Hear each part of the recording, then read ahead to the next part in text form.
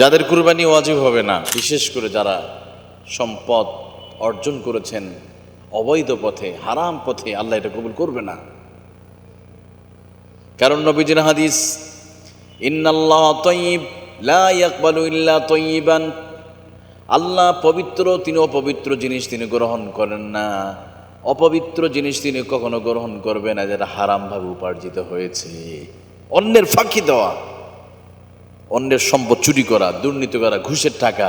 আপনি অনেক বড় বড় কুরবানি দিবেন, অনেক বড় বড় পত্রিকায় হবে অমুক নায়কের নামে, অনেক সিনেমার অভিনেতার নামে বিশাল বড় গরু, যেটা দাম 5 লক্ষ, 10 লক্ষ, 20 লক্ষ টাকা দামের গরু মানুষকে দেখানো হবে। গিয়ে দেখেন তাদের এই সম্পদগুলো পিছনে হালাল টাকা এটা দিতে গেলে গায়ে কষ্ট হয়। মানুষকে দেখাবে।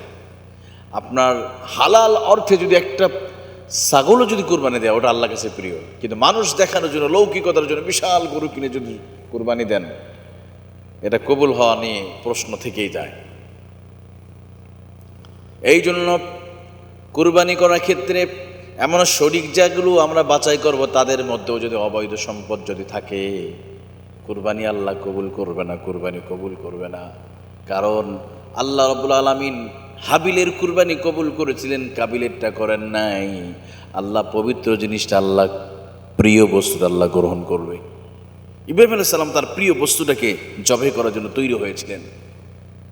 আর আপনার পৈতৃক সম্পত্তি যেটা হালাল টাকা, সেটাতে আপনি কুরবানি করবেন। যে টাকার মধ্যে সন্দেহ আছে, আপনি সুদের সম্ভাবনা আছে, এ টাকার ভিতরে ঘুষ থাকতে পারে, অর্থাৎ বিভিন্ন সাইড থেকে তো আমাদের টাকা চলে আসে। অনেক ফ্যামিলি আছে না, বিভিন্ন সাইড থেকে, বিভিন্ন জায়গা ওয়ে থেকে টাকা আসে। আপনি তো ভালো করে জানেন। চেষ্টা করবেন বিশেষ করে কুরবানির যে টাকাটা হবে, এটা সম্পূর্ণ হয়তো আপনার জমির ফসলের, অথবা পশু আছে কোনো গরু ছাগল, এগুলো জবাই বিক্রি করে, অথবা আপনার কোনো জমি বিক্রি করলেন, জমি রেখে দিলেন, অর্থাৎ টাকাটা যেন হালাল ওয়েতে আসে।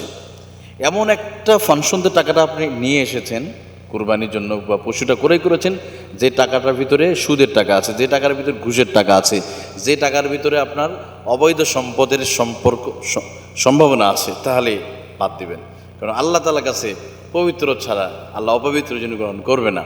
কারণ আপনার জন্য যে শরীকে যদি ভাগে কুরবানি দেন, এই জন্য আমরা সবসময় বলি কুরবানিটা আলাদা দেওয়া ভালো।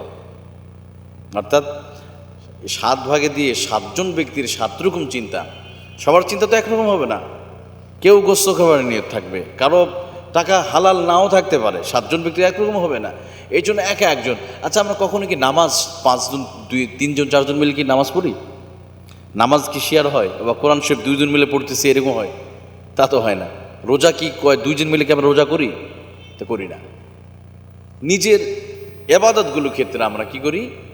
একা একা করি, কাউকে শেয়ার আমরা করি না। ঠিক তেমনি এই কুরবানি ইবাদতের ক্ষেত্রে আমরা কেন আমরা শেয়ার করবো একজনকে?